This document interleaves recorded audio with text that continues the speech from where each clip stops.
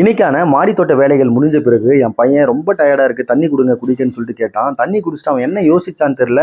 அப்பா, இந்த வெயில் காலத்துல நமக்கே இவ்வளவு தண்ணி தாக எடுக்குது, இந்த பறவைகள் எல்லாம் என்னப்பா பண்ணணும்னு சொல்லிட்டு கேட்டான். ஆமா தம்பி, வெயில் காலம்னாவே பறவைகள் விலங்குகள் எல்லாம் வந்து தண்ணிக்காக ரொம்ப கஷ்டப்படும்டா அப்படின்னு நான் அவங்ககிட்ட சொன்னேன். அப்பா, அப்ப நம்ம மாடி தோட்டத்துக்கு வர பறவைகள் எல்லாம் என்னப்பா பண்ணும் தண்ணி இல்லாம அப்படின்னு என்கிட்ட கேட்டான்.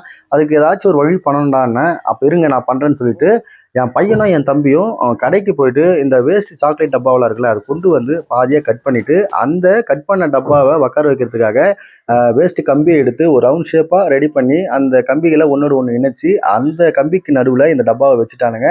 அந்த டப்பாவை வச்சுட்டு அந்த டப்பாவை வந்து சால்ட்ரிங் மிஷின் மூலயமா ரெண்டு பக்கமும் ஹோல்ஸ் போட்டு குச்சியை செருவிட்டானுங்க. குச்சி செருவிட்டு அந்த சணல் கயிறு எடுத்து ஒரு 3 பக்கமா கட்டிட்டு ஹேங்கிங் பாட்டு மாதிரி தூக்கி காட்டினானுங்க. என்னடா தம்பி இது அப்படின்னு கேட்டேன்.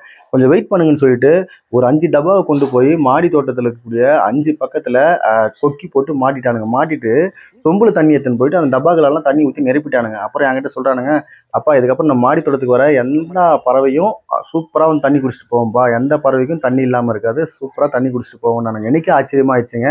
இந்த மாதிரி கோடை காலங்களில் நம்ம வீட்டு மாடியிலையோ இல்லை வீட்டு மேலேயோ நம்ம பறவைகளுக்கும் அந்த அணில் போன்ற வாயிலா ஜீவன்களுக்கு தண்ணி வைக்கும்போது அந்த தண்ணியை குடிச்சிட்டு அதுவும் உயிர் வாழும், நம்மளும் சந்தோஷமா இருக்கலாம்.